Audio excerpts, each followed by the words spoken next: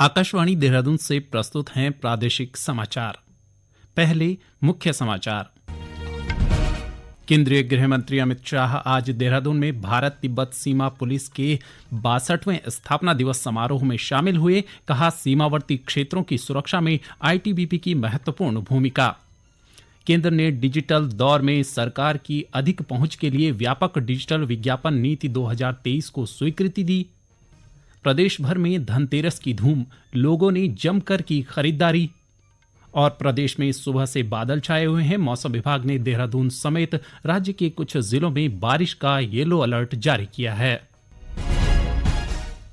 समाचारों के साथ मैं संजय भंडारी। अब समाचार विस्तार से। केंद्रीय गृह एवं सहकारिता मंत्री अमित शाह ने कहा है कि भारत तिब्बत सीमा पुलिस और सेना के जवान जब तक सीमा पर तैनात हैं तब तक देश की 1 इंच भूमि पर कोई भी कब्जा नहीं कर सकता है। वे आज देहरादून में भारत तिब्बत सीमा पुलिस के 62वें स्थापना दिवस समारोह को संबोधित कर रहे थे। इस अवसर पर उन्होंने सीमावर्ती क्षेत्रों की सुरक्षा में आईटीबीपी की भूमिका की सराहना की।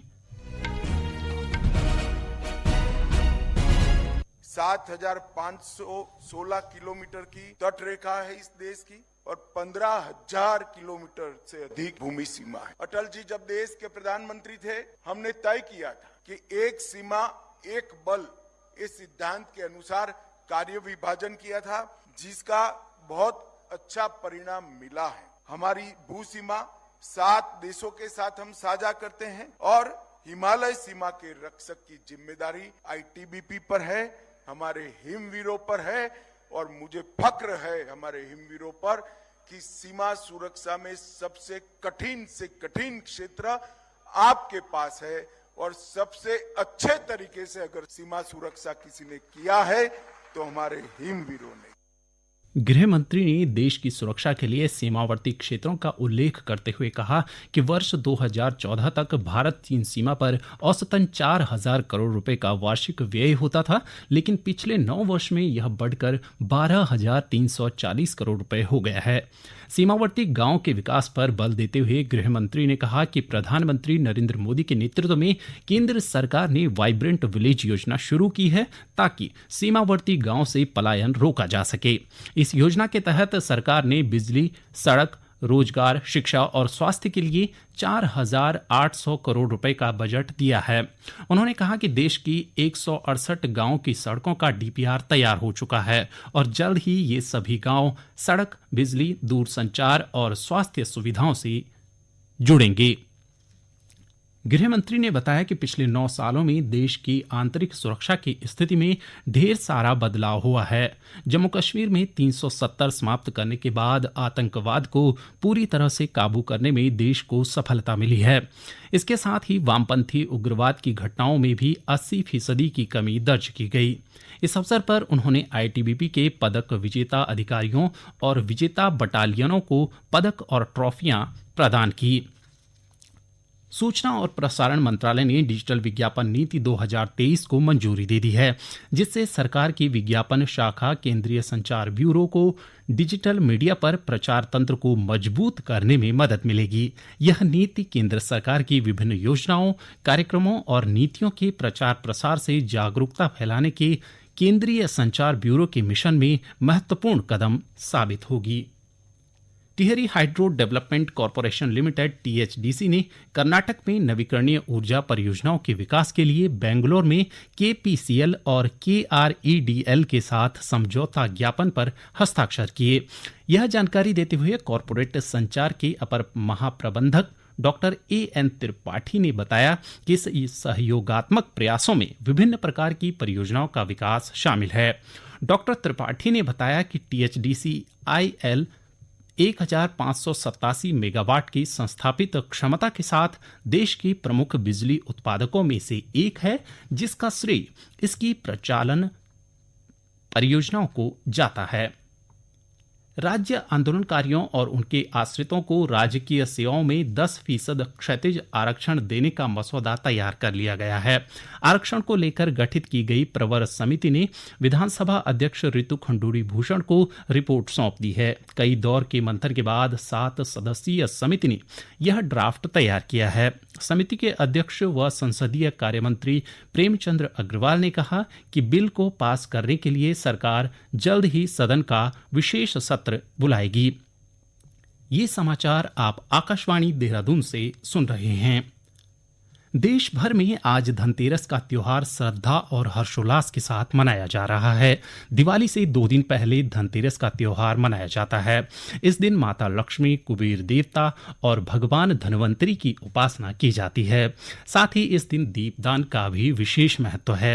धनतेरस के दिन नए बर्तन, सोना, चांदी के आभूषण खरीदना भी शुभ माना जाता है। इस अवसर पर आज बाजारों में लोग जमकर खरीदारी कर रहे हैं। लोग सोने चांदी के आभूषण के साथ ही बर्तन, वाहन और घरों को सजाने के लिए लड़ी तथा मिट्टी से बने खिलौने खरीद रहे हैं। बाजारों में भीड़ से व्यापारियों में भी रौनक है। इस वर्ष बाजारों में प्रधानमंत्री नरेंद्र मोदी की अपील वोकल फॉर लोकल का असर भी देखने को मिल रहा है। लोग वोकल फॉर लोकल के तहत स्थानीय उत्पादों को खरीद रहे हैं। खरीदारों का कहना है कि भारत में बने मिट्टी के खिलौने की खरीदारी कर वह लोगों को पर्यावरण के प्रति जागरूक करने और प्रधानमंत्री के संदेश लोकल फॉर वोकल को भी साकार कर रहे हैं। इस बीच त्योहारों को देखते हुए प्रदेश भर में सुरक्षा के कड़े इंतजाम किए गए हैं। साथ ही लोगों को ट्रैफिक से निजात दिलाने के लिए पर्याप्त पुलिस बल तैनात किया गया है।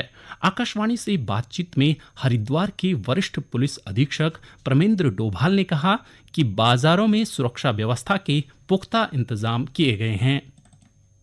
धनतेरस और उसके बाद दीपावली के जो पर्व है उसकी सुरक्षा व्यवस्थाओं को लेते हुए जो हमारे जो थाना प्रभारी हैं उनको निर्देशित किया गया है। साथ में समस्त जो भी बाजार क्षेत्र है उनको अलग अलग सेक्टरों में विभाजित करके सुरक्षा प्रबंधन किए जा रहे हैं। किसी भी प्रकार की कोई घटना न होने पाए इसको लेकर लगातार पुलिस सतर्क दृष्टि बनाए रखी। प्रधानमंत्री नरेंद्र मोदी, राज्यपाल गुरमीत सिंह और मुख्यमंत्री पुष्कर सिंह धामी ने लोगों को धनतेरस की शुभकामनाएं दी हैं। एक सोशल मीडिया पोस्ट में प्रधानमंत्री ने कहा कि धनतेरस का पर्व स्वास्थ्य, खुशहाली और समृद्धि का प्रतीक है। उन्होंने भगवान धनवंतरी की कृपा से सबके लिए सुख, स्वास्थ्य और समृद्धि की कामना की ताकि विकसित भारत के संकल्प को नई ऊर्जा मिलती रहे। प्रदेश में धनतेरस, दीपावली और भाई दूज त्योहारों की धूम है। त्योहारों पर बाजारों में मिलावटी खाद्य पदार्थों की बिक्री को रोकने के लिए खाद्य सुरक्षा विभाग की ओर से प्रदेश भर में छापामारी अभियान चलाया जा रहा है। इसी के तहत बागेश्वर जिले में दुकानों से खोया, नमकीन, जूस, तेल और मसालों के नमूनों को लेकर जांच के लिए प्रयोगशाला भेजा गया है। जिला खाद्य सुरक्षा अधिकारी ललित मोहन पांडे ने बताया कि जांच में मिलावट मिलने पर संबंधितों के खिलाफ कार्रवाई की जाएगी। दीपावली के अवसर पर नई टिहरी में 2 दिवसीय दीपावली आजीविका मेले का आयोजन किया गया। जिलाधिकारी मयूर दीक्षित ने कहा कि मेले का उद्देश्य राष्ट्रीय ग्रामीण आजीविका मिशन के तहत स्थानीय उत्पादों और हस्तकला के विपणन के लिए बाजार उपलब्ध कराना है। साथ ही महिलाओं की आर्थिकी को मजबूत करना है। मेले में स्वयं सहायता समूह की महिलाओं ने विभिन्न स्थानीय उत्पादों के स्टॉल लगाए, जिसमें गैथ, भंगजीरा, जखिया, मंडवा का आटा, झंगोरा, दालें, तिल, अचार, पहाड़ी नमक और हवन सामग्री शामिल हैं। प्रदेश के मदरसों में राष्ट्रीय शैक्षिक अनुसंधान और प्रशिक्षण परिषद NCERT का पाठ्यक्रम पढ़ाया जा रहा है।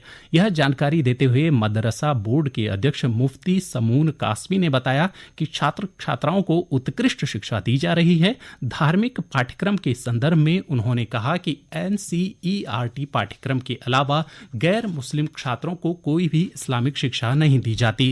उन्होंने कहा कि सरकार से मान्यता प्राप्त पाठ्यक्रम से अलग गतिविधियां मिलने पर संबंधित मदरसों के खिलाफ कार्रवाई की जाएगी। अंत में मुख्य समाचार एक बार फिर।